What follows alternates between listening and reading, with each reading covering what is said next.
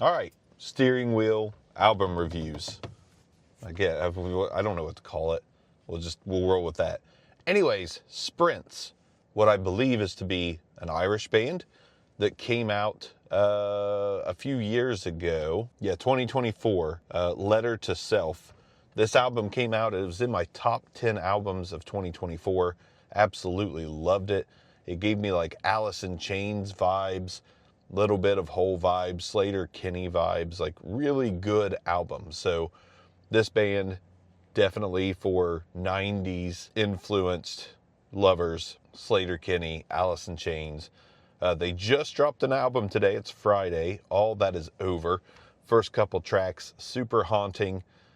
The first track especially, super haunting. Like those first two tracks, like for morning, the mood was set correctly. The first two tracks, Abandoned and To the Bone, name of those, really good. Then we get into tracks 3 and 4, Descartes and Need, and those are very much like post-punk, kind of Emile and the Sniffers and Idols kind of wrapped in a ball. So if you like Idols, you like Emile and the Sniffers, you like post-punk with 90s influence, like this is for you. Track 6 is called Beg, more Idols vibes here. Fantastic stuff. 6 is Rage, the track 6, Rage. More Hole. We like Idols, Hole, Emile and the Sniffers, just kind of balling up here. Really great second effort so far. Different than the first one. The first one I felt more 90s grunge influence and more punk vibes, and this one is kind of like dialing it back a little bit with a little bit of like Joy Division flair. Then we get to track 7, Something's Gonna Happen. Again, like Hole style vocals, but more of a post-punk vibe with the guitars and stuff. More Idols again. Something else that I'm missing on this track, like I can't quite put my finger on it, another band influence. Maybe it'll come to me before the video's over. Then we got Pieces, which is diving into another influence. I gotta figure out what it is before I end this video, but it's chaotic and it's dirty and it's messy and the vocals are kind of stoppy, starty. Damn it, what influence is this? Then we got track 9, which is called Better. More Sleater-Kinney vibes, kind of calming down. Feels like we're on the down slope of the album. Maybe we are, maybe we're not. What's track 10?